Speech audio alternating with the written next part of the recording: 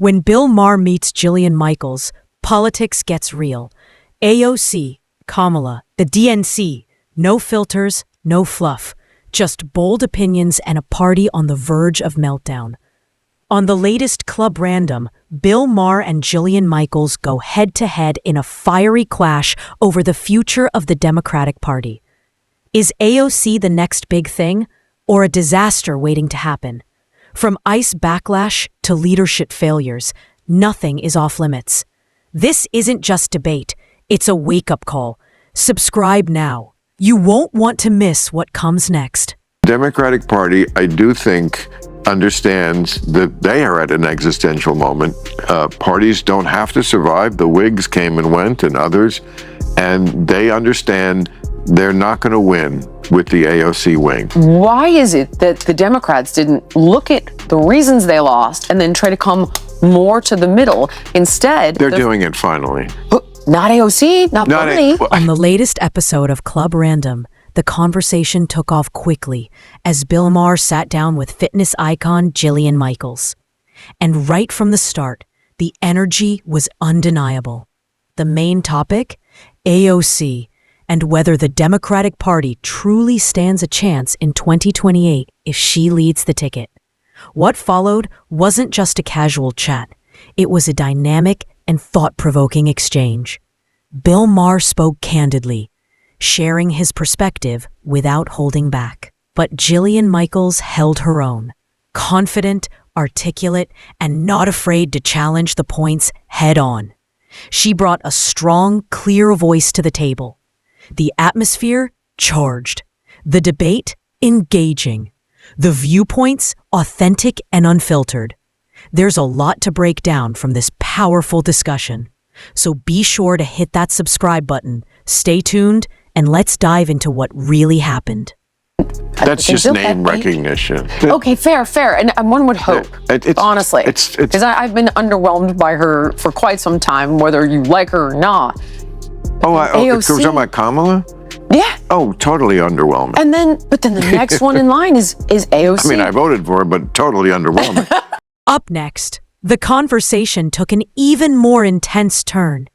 Bill Maher and Jillian Michaels began discussing the controversy surrounding a recent ICE arrest and the backlash it sparked from within the Democratic Party.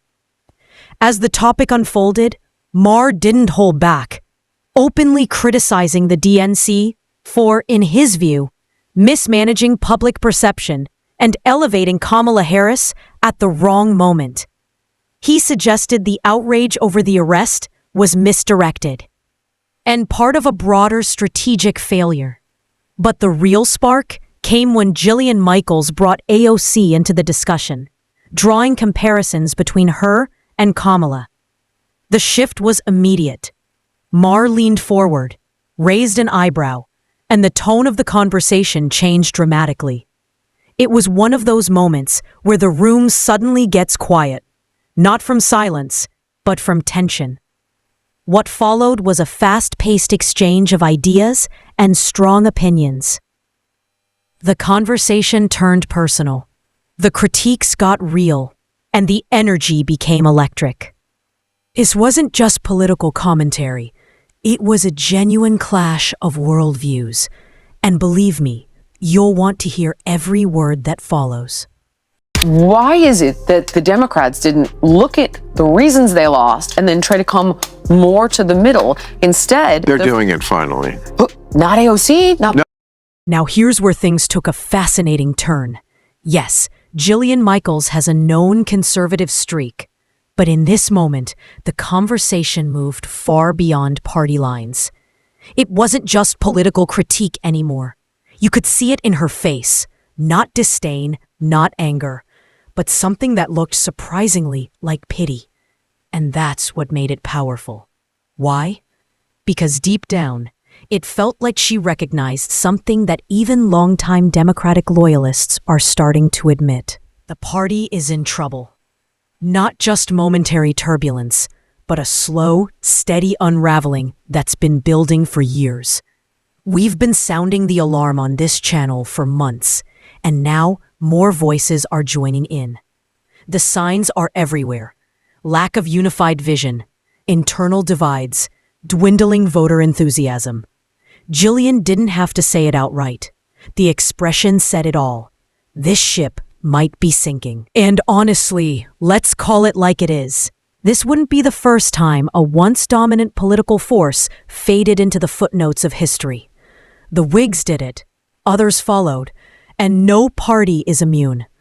Not even the mighty DNC.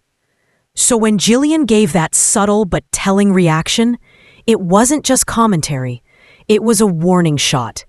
And if you're paying attention, you know this moment matters. Matt Taibbi, he can be so funny. I think it was him with the funniest line. He said, AOC is practically a police sketch drawing of what Americans don't want for president. Exactly. Jillian nailed it. Democrats are still full throttle on the woke train. If they weren't, AOC wouldn't be front and center as the party's future. Let's be real. AOC makes Kamala Harris look like a moderate. And that's saying something. Kamala was vague, scripted, and hard to pin down. On the woke scale, she's a 4. AOC, a proud 9. So when people claim the Democrats are moderating, I ask, based on what? Don't even bring up Newsom. The man's a walking brand. More gel than grit. That's not centrism, that's cosmetics. The DNC isn't shifting to the middle. They're trapped in an echo chamber. All style, no substance. And voters are waking up. She's leading. But it's 2025. The election isn't for 3 years. This means nothing. You know what it is? This means nothing. It's the fact that I thought They're not going to do it. I would bet my house on that. They are not going to go that route. Credit to Bill Maher. His optimism is refreshing. But come on, we can't all be wrong. Don Lemon said it on Club Random. AOC's the future. Another guest doubled down on real time. Now even Jillian Michaels is echoing the same name. This isn't fringe anymore. It's a wave. The way I see it, we're heading toward a political title fight. AOC versus Gavin Newsom. Newsom's got the polish, camera ready, system groomed, textbook establishment. But AOC, she's got fire, a base, momentum. In today's climate, raw energy beats polish. Remember Kamala? No one saw her rising, and that ended in confusion and chaos. So if Maher thinks the DNC will play it safe and logical, he better buckle up. Because the next political quake, it's already shaking the ground. The Democratic Party wants to survive. Every party does. As they say in Jurassic Park, life finds a way. I see it out here with the groundhogs in my lawn. I see it with the Democrats. With the ducks. I have ducks, and they go in the pool, and I yell at them, and they get out. I think I've trained them now. Bill Maher's take is crystal clear. Putting AOC on the ticket would be political suicide. And to his credit, he still believes the DNC might be smart enough to avoid that cliff. But here's the problem. Maher seems to forget his own history with this party. Time and again, he's issued warnings, and the DNC has shrugged them off. He called out Biden's mental decline. Crickets. He slammed Kamala as unelectable. They gave her a bigger spotlight. Now, he's ringing the alarm on AOC. Same story. If history tells us anything, it's this. The DNC rarely chooses pragmatism. They go with ideology over strategy, emotion over logic. Sure, Maher makes sense. On paper, he's right. But logic doesn't steer this ship. In fact, Maher saying, "Don't do it," might be the spark that makes them do it. Because in today's upside-down political world, a warning from Maher isn't a deterrent, it's a dare. Democratic Party, I do think, understands that they are at an existential moment. Parties don't have to survive. The Whigs came and went, and others, and they understand they're not going to win with the AOC wing. Here's the plot twist nobody saw coming. AOC's approval ratings are at an all-time high, even outperforming Donald Trump in some recent national polls. That's not just a fluke. That's a political earthquake. But let's be clear, this isn't just about the numbers. People aren't just supporting AOC. They're drawn to her, the way she speaks, the way she fights, and the brand she's built from scratch.